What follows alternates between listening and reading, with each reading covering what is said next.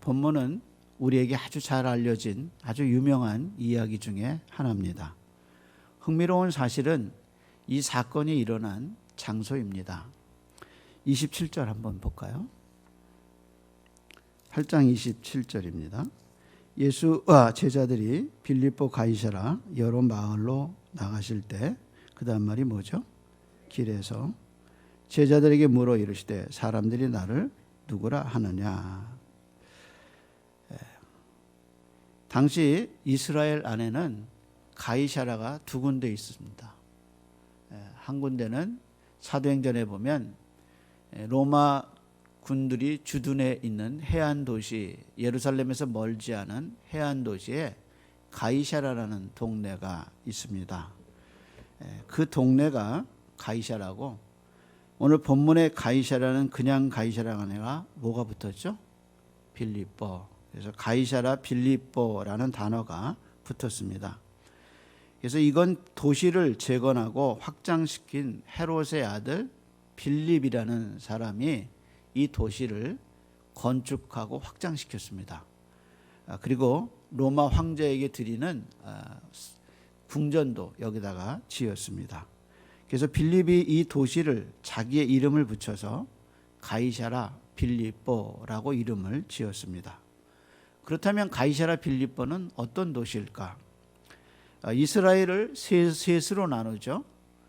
저 북쪽에 갈릴리, 그리고 남쪽에 유다, 그리고 가운데 있는 것을 사마리아, 이렇게 세 군데로 나눕니다. 그런데 이 북쪽 끝에 아주 유명한 산이 하나 있습니다. 1년 365일 산 쪽에는 눈이 있는 헬몬산이라고 아주 유명한 산입니다. 이 헬몬산에서 물이 흘러내려서 요단강의 근원이 됩니다. 그래서 헬몬산에서 물이 흘러내리지 않으면 요단강이 마르지요. 그래서 헬몬산이 아주 유명한 산인데, 그 헬몬산 끝자락에 자리 잡은 도시가 가이사라 빌립보입니다. 그래서 헬몬산에서 물이 흘러내리기 때문에 이곳은 물이 풍부합니다. 물이 풍부하다는 얘기는 도시가 형성되기에 아주 좋은 자리죠. 그래서 기록에 의하면 다른 어떤 도시보다 여러 가지 우상이 함께 섬겨지는 도시가 이 가이사라 빌립보라고 말했습니다. 그러니까 예수님 편에서 보면 북쪽으로 예수님이 올라갈 수 있는 데까지 올라간 경계 지역이 어디냐? 바로 가이사라 빌립보입니다. 그래서 예수님이 마지막 북쪽으로 올라가서 국경을 넘어가기 이전에 갈 수 있는 최고의 도시가 가이사라 빌립보 도시라고 느껴집니다. 그 도시의 한 길에서 예수님이 물으신 겁니다. 사람들이 나를 누구라 하느냐? 이렇게 물으셨습니다. 그러면 여기서 말하는 사람은 누구를 가르칠까요? 여기서 말하는 사람을 누구를 가르칠까요? 마가의 기록에 의하면 예수님의 사역 초기에 갈릴리 사역에 집중하셨습니다. 그리고 그것이 1장에서 8장까지 얘기고, 예수님이 유대 지역으로 넘어가신 것은 마가복음 10장이 처음입니다.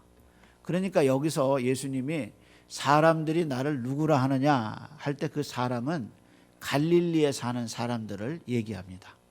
그래서 예수님이 갈릴리 사역을 끝내시면서 이제 물어보신 겁니다. 사람들이 나를 누구라 하느냐, 그렇게 물어보신 겁니다. 그랬더니 제자들이 사람들이 말하는 예수님의 평가에 대해서 이제 가이사라 빌립보에서 얘기하는 겁니다. 사람들 중에는 예수님을 세례 요한이라고 합니다. 더러는 엘리야라고 합니다. 더러는 선지자 중에 한 사람이라고 합니다. 다 틀렸죠. 아직 이분이 누군지 잘 모르는 거예요. 그래서 이 사건 앞에 벳세다의 소경이 눈을 뜨는 얘기가 나오죠. 그 소경이 눈을 떴을 때 처음에 예수님이 안수하시니까 사람 같은 것, 나무 같은 것들이 다니다, 걸어 다닙니다 라고 얘기하죠. 그 장면과 지금 사람들이 나를 누구라 하느냐 그랬더니 세례 요한이다, 선지자 중에 한 사람이다, 엘리야다 라고 말하는 이 장면과 소경이 눈을 뜨는 장면을 여러분은 두 개를 비교해서 봐야 합니다. 아직 갈릴리 사람들이 이분이 누군지 잘 모른다는 겁니다. 그때 예수님이 제자들에게 물어보신 겁니다. 그러면 너희는 나를 누구라 하느냐? 이 순간이 마가복음에서 가장 중요한 순간 중에 하나입니다. 그래서 이게 얼마나 중요한가 하면 같은 사건을 기록한 누가는 여기서 예수님이 기도했다는 사실을 강조합니다. 그래서 누가복음 9장 18절에 보면 예수님이 따로 기도하실 때 제자들이 주와 함께 있더니 물어 이르되 무리가 나를 누구라 하느냐? 그 다음에 너희는 나를 누구라 하느냐? 그러니까 예수님이 그 질문을 하기 전에 기도를 따로 하셨다는 거예요. 그러면서 물어보시기를 사람들이 나를 누구라 하느냐? 그 갈릴리 사람들이에요. 그러면 너희는 나를 누구라 하느냐? 이렇게 물어보셨어요. 그때 베드로가 주는 그리스도십니다 라고 대답하죠. 이 말은 누군가 예수님을 주님으로 고백하는 역사는 기도 없이는 안 된다는 거예요. 그래서 영의 눈이 열리기 위해서는 영적 기도가 필요한 겁니다. 그래서 육신의 역사는 이런 일이 일어나지 않아요. 반드시 영의 역사가 있어야 돼요. 그래서 누가는 예수님이 기도하신 다음에 제자들에게 그러면 너희는 나를 누구라 하냐고 물어보셨다는 사실을 강조해요. 다시 말해서 예수님의 기도가 베드로의 눈을 뜨게 했다는 거죠. 그래서 예수님을 밝히 보면서 고백한 말이 뭐냐? 주는 그리스도십니다. 살아계신 하나님의 아들입니다라고 고백했어요. 그것이 누가복음에 똑같은 사건을 기록한 겁니다. 또 똑같은 이야기를 기록한 마태는 이걸 계시적 차원에서 다뤘어요. 마태는 뭐라고 기록했냐? 베드로의 고백을 들으신 예수님이 마태복음 16장 17절에 이렇게 말씀하셨습니다. 예수께서 이르시되 바요나 시몬아 네가 복이 있도다. 이를 내게 알게 하신 이는 혈육이 아니요. 그 다음 말이 깜짝 놀라는 말이죠. 하늘에 계신 내 아버지께서 아버지시니라 이렇게 얘기했어요. 하늘에 계신 내 아버지가 내가 누군가를 너에게 가르쳐 주셨다. 이게 예수님의 말이에요. 여러분, 하나님이 사람에게 가르쳐 준 진리가 뭐예요? 성부가 인간에게 가르쳐 준 직접 가르쳐 주신 진리가 뭐예요? 성자에 관한 거예요. 성자. 그래서 베드로가 예수님이 누군가를 알아본 성자 예수님을 알아본 사건은 성부 하나님이 가르쳐 준 진리란 말이에요. 하나님이 가르쳐 주신 진리가 뭐냐? 이 사람이 내 아들이라는 거예요. 그래서 온 인류가 예수님이 세례받을 때 이는 내 사랑하는 자여 내 기뻐하는 자라고 온 인류를 향하여 이분이 하나님의 아들이라는 사실을 직접 음성으로 들려주신 분이 누구냐? 그분이 하나님이란 말이에요. 하나님. 그래서 누군가 예수 그리스도를 하나님의 아들로 인정하는 그 진리를 가진 사람은 하나님이 그에게 가르쳐준 진리라는 거죠. 그게 놀라운 진리예요. 그래서 나중에 예수님이 이거를 기도 속에서 말씀하시는데 뭐라고 말씀하셨냐? 이렇게 얘기하셨어요. 아버지 외에는 아들이 누군지 아는 자가 없고 아들과 아버지 소원대로 그 다음 말이 계시받은 자 외에는 아버지가 누군지 아는 자가 없나이다. 성부는 성자가 누군지를 가르쳐주고 성자는 성부가 누군지를 가르쳐주시는 그 위대한 진리가 바로 예수 그리스도가 하나님의 아들이라는 진리예요. 그거 아무나 아는 거 아니에요. 이 말씀에 비추어서 누군가 예수님을 주님으로 고백하는 일은 이성의 작용이 아니라는 거예요. 그것은 성부가 성자를 가르쳐 주신 사건이고 그걸 가르쳐주기 위해서 성령이 오신 사건이란 말이에요. 그래서 이게 성령의 역사고 하나님의 역사란 말이에요. 역사. 그래서 마가복음을 지자께서 이 가이사랴 빌립보에서 예수님을 주는 그리스도십니다라고 고백한 이 사건은 정말 계시에 있어서 위대한 사건이란 말이에요. 그리고 이 신앙 고백을 들으신 예수님이 여기서 계시의 역사를 펴셔요. 이 길가에서 앞으로 일어날 위대한 계시의 역사를 예수님이 말씀하시면서 비로소라는 말을 마가가 사용하죠. 그래서 31절에 비로소 가르치셨다. 뭘? 이 계시의 역사를 들으시고 예수님이 비로소 가르치신 진리가 있었는데 그 진리가 뭐냐? 인자가 많은 고난을 받고 장로들과 대제사장들과 서기관들에게 버림받아 죽임을 당하고 사흘 만에 살아나야 할 것을 비로소 제자들에게 가르치더라 라고 얘기했어요. 베드로는 예수님을 그리스도라고 했는데 예수님은 그리스도를 뭐라고 말했냐? 인자가 이렇게 얘기했어요. 인자가. 그러니까 그리스도라는 말하고 인자라는 말하고 이게 같은 개념이란 말이에요.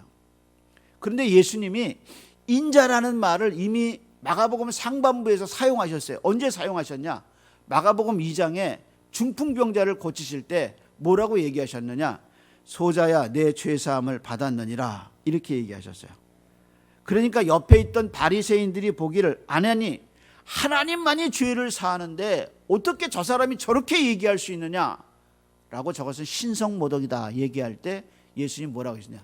인자가 땅에서 죄를 사하는 권세가 있는 줄 너희에게 알게 하노라라고 선언하셨어요.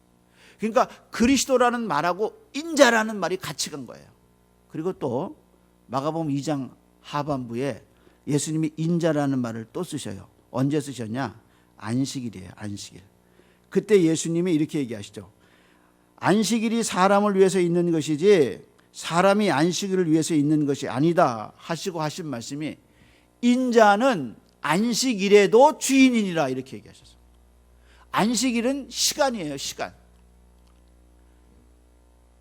이게 내 거다 하고 얘기할 때 이건 물질이에요. 물질. 이건 내 성경이다 할 때 이건 내 성경은 물질이에요. 근데 그 누구도 이 땅에서 시간을 가르쳐서 나는 안식일에도 주인이다라고 얘기한 분은 아무도 없었어요. 다른 날도 주인이시지만 안식일도 내가 주인이다라고 얘기하신 그 말씀을 하실 때 쓰신 단어가 뭐냐? 인자가 이렇게 얘기했어요. 인자가. 그러니까 인자라는 말은 뭐냐? 이게 하나님을 가르쳐 그리스도를 가르친단 말이에요. 그래서 유대인들의 귀에 아주 익숙한 다니엘서에서 나오는 배경에서 하늘에서 구름 타고 오시는 그 메시아를 가르칠 때 쓰는 단어인데 유대인들에겐 너무나 고귀하고 소중한 단어인데 그 메시아라는 단어가 그리스도라는 단어와 인자라는 단어가 같이 가는 거예요. 그래서 주는 그리스도십니다라고 말했을 때 예수님이 곧바로 그 말을 받으시고 인자가라는 말을 사용하셨다는 거예요. 이게 놀라운 고백이죠. 그런데 이 고백과 함께 마가복음에서 쌍벽을 이루는 또 하나의 고백이 일어나요. 그 고백은 예루살렘에서 일어납니다. 지금 예수님이 말씀하신 인자가 고난을 받고 버림받아 죽임을 당하고 3일 만에 살아나리라고 했는데 그 죽임을 당하는 장면에서 한 이방인이 고백하죠. 그것이 마가복음 15장 39절이에요. 이렇게 시작됩니다. 예수를 향하여 이렇게 시작해요. 예수를 향하여 섰던 이렇게 시작해요. 그러니까 백부장을 소개할 때 예수를 향하여 섰던 이게 얼마나 위대한 말이냔 말이야. 그리스도가 십자가에 돌아가실 때 그 예수 그리스도를 향하여 서 있던 백부장이 숨지시는 것을 보시고 이르시되 이 사람은 진실로 하나님의 아들이었도다. 그 말이 끝나자마자 성전의 휘장이 쫙 찢어져요. 그러면서 그 휘장이 찢겨진 그 새로운 산길의 신앙 고백이 함께 시작되면서 그 길을 걸어간 사람이 누구냐? 백부장이죠.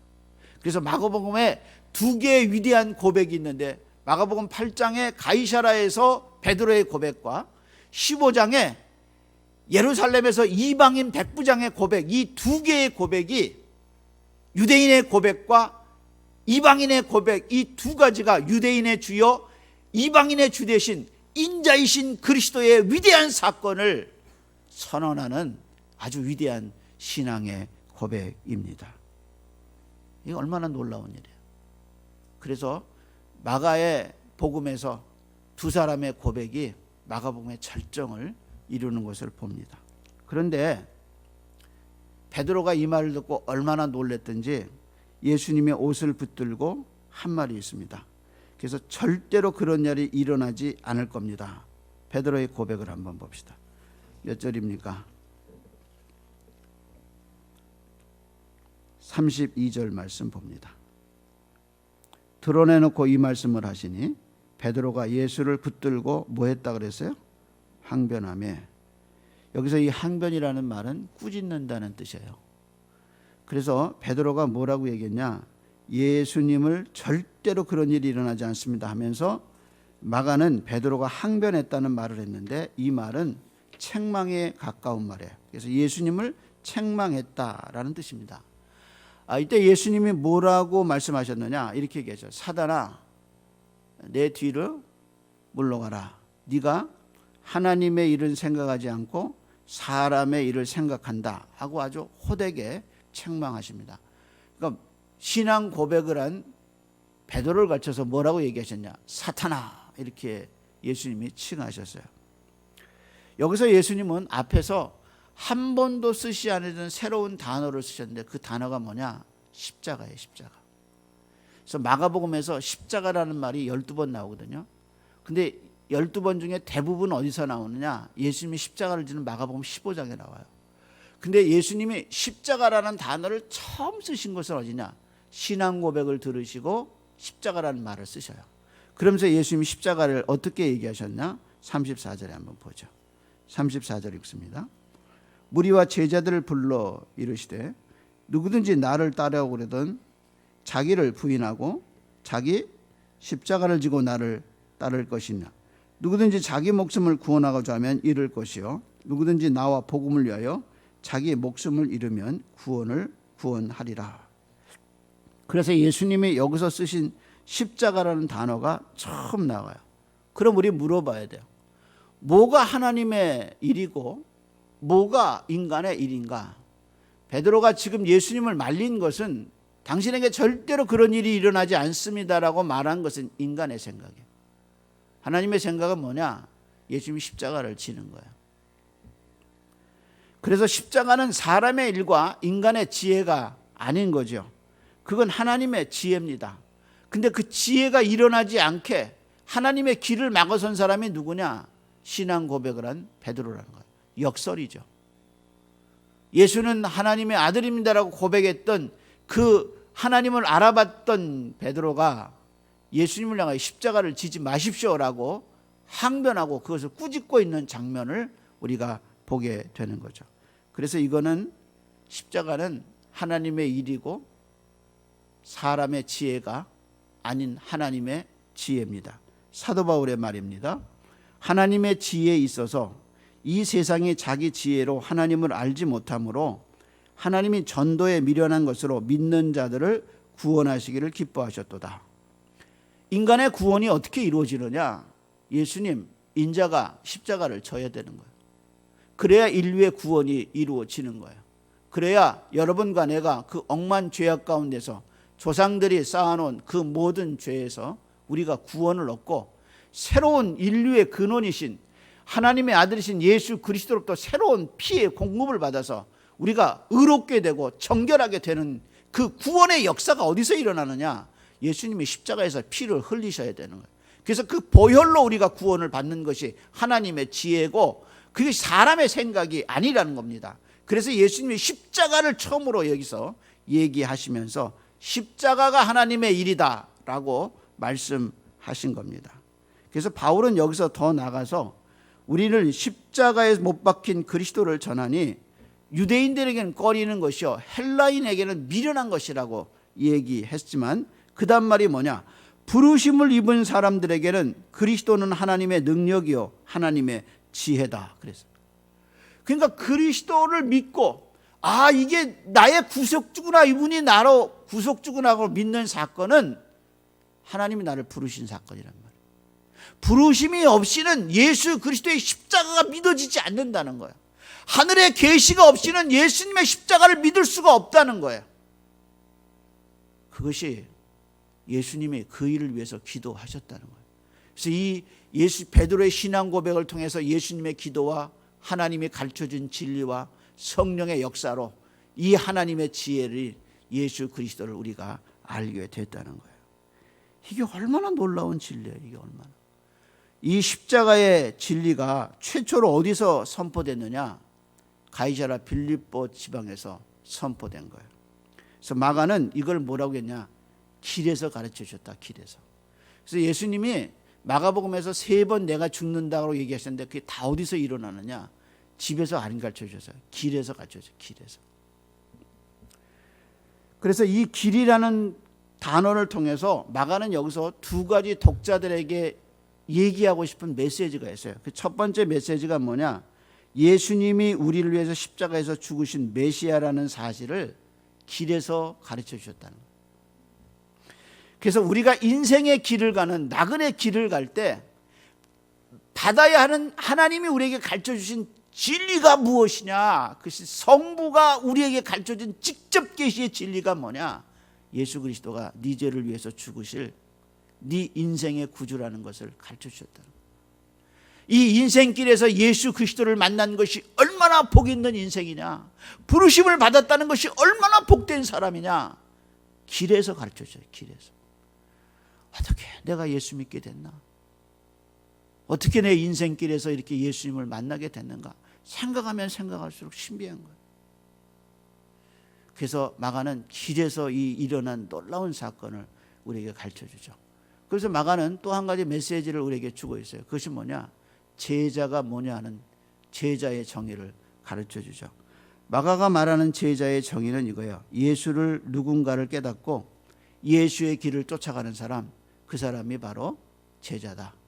그래서 그 뒤에 자기 십자가를 지고 자기를 부인하고 예수님을 따라가는 사람이 제자다. 이렇게 얘기하고 있어요. 십자가의 길, 부활의 길, 내가 3일 만에 죽고 죽은 다음에 3일 만에 살아날 것이라는 이 진리는 성부가 우리에게 가르쳐준 진리예요. 이 진리를 모르고 교회 다니면 아무 소용없는 거예요. 그냥 영적 소경이에요. 그 사람은. 이 사람이 눈을 뜨는 거죠. 그것이 위대한 진리죠. 눈이 떠져야 되는 거예요. 그래서 소경에게 아무리 많은 태양을 10개를 만들어줘도 소용이 없어요. 소경이 눈 떠야 되는 거예요. 그 눈 뜨는 사건과 베드로가 예수를 주로 고백하는 사건이 벳세다의 소경과 예수가 베드로가 예수를 주로 고백한 사건이 같이 가는 것을 볼 수 있습니다. 인생이란 책을 쓴 오스 기니스가 예수님을 믿는 것을 이렇게 표현했어요. 예수를 따르는 사람은 방랑자가 아닌 나그네다. 그들은 아직 도착하지 않았으나 길을 발견한 이들이다. 이 여행을 처음 했던 이가 누군지 알며 바로 그가 길이요 진리요 생명인 것을 발견한 사람들이다. 이렇게 얘기했어요. 예수님은 길을 잃고 각자의 길로 죄악의 길을 간 우리를 길에서 부르셨어요. 우리를 길에서 찾아오셨어요. 내 인생의 막다른 골목에 찾아오셨어요. 내 인생이 끝이라고 생각하는 그 끝에 예수님이 찾아오셔서 인생을 새롭게 시작하게 하셨어요. 다 길에서 예수님을, 내 인생길에서 예수님을 만난 거예요. 그래서 그 길에서 죽으신 예수 그리스도를 보고 그 길에서 부활하신 예수님을 만난 거예요. 그리고 우리가 걸어가야 할 길을 찾게 해주신 분이 예수님입니다. 그래서 예수님이 말씀하셔, 내가 곧 길이요 진리요 생명이니 나로 말미암지 않고는 아버지께로 갈 자가 없느니라. 우리는 그 길을 찾은 사람이에요. 그래서 이 예배길에 선 겁니다. 이 길에서 만나는 많은 어려움들을 두려워하지 마세요. 겁내지 마세요. 이 길에 우리를 불러주시고 성부가 가르쳐준 진리를 받은 우리에게 하나님의 보호하심이 있을 줄로 믿습니다. 기도하겠습니다.